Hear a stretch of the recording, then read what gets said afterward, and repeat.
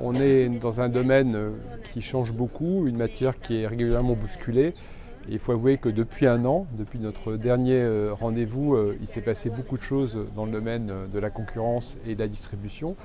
Alors il y a beaucoup de choses qui ont changé, il y a également des invariants. Alors, parmi ce qui a changé, il y a le contexte de l'inflation évidemment, et une réaction d'ailleurs divergente, ce qui est tout à fait nouveau, entre le gouvernement et le législateur quant aux réponses à apporter à ce phénomène de l'inflation. Le gouvernement qui souhaitait plutôt regarder du côté des consommateurs avec la loi Descrozaille, un Parlement qui a plutôt regardé du côté des producteurs, puis également le phénomène de la shrinkflation, qui est aussi un phénomène nouveau et pour lequel par contre les pouvoirs publics ont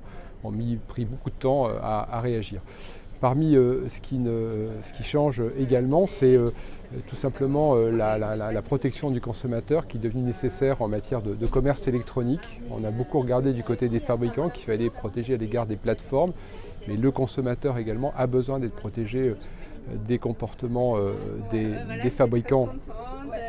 et des plateformes, et on l'a vu, et j'ai cité à ce sujet plusieurs exemples ce matin, qu'il s'agisse des fabricants qui demandent aux distributeurs agréés de retirer leurs produits des places de marché, ce qui pose évidemment un problème, mais également le rôle des influenceurs qui méritent d'être contestés sur certains points, puis également les promotions sur Internet. Une étude du FC Que Choisir mettant en avant que 98% quasiment des promotions sur Internet ne respectaient pas le droit européen. Ça, c'est pour ce qui change dans un monde qui est bousculé. Par contre, il y a un certain nombre d'invariants. Parmi ces invariants, il y a l'instabilité législative qui est évidente et que tout le monde a sous les yeux. Il y a également l'interventionnisme de l'État, toujours plus grand, qui, plutôt que de faire confiance au marché, aux acteurs économiques, ne cesse d'intervenir, tant en faveur des uns, tant en faveur des autres, en revenant par exemple en ce moment sur la date de négociation, en tentant de l'avancer. Et puis au-delà de la législation législative et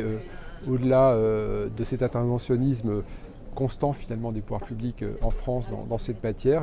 on a eu un phénomène aussi qui s'est amplifié et qui n'est pas nouveau mais qui grandit, qui est celui de l'intervention du droit européen et de l'Europe s'agissant de ces matières, avec à la fois des acteurs qui deviennent des acteurs européens, on pense à Eurelec mais pas seulement, c'est vrai de tous les géants de la distribution maintenant qui s'installent soit en Belgique, d'autres en Espagne, et face à ces acteurs il y a une réponse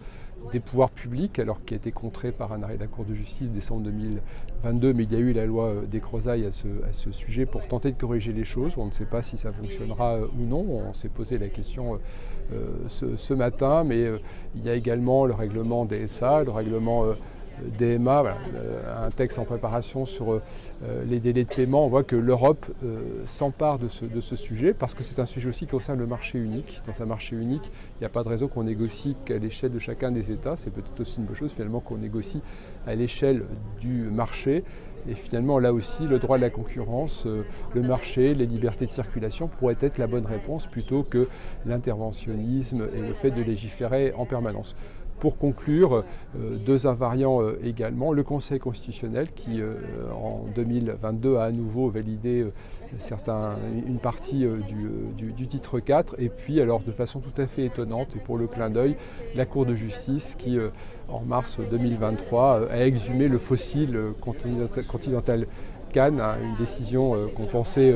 enterrée après le règlement de 89 sur le contrôle des concentrations en Europe, et qui finalement est revenu de façon un peu surprenante sur le devant de l'actualité. Voilà, beaucoup de matière pour une journée absolument passionnante.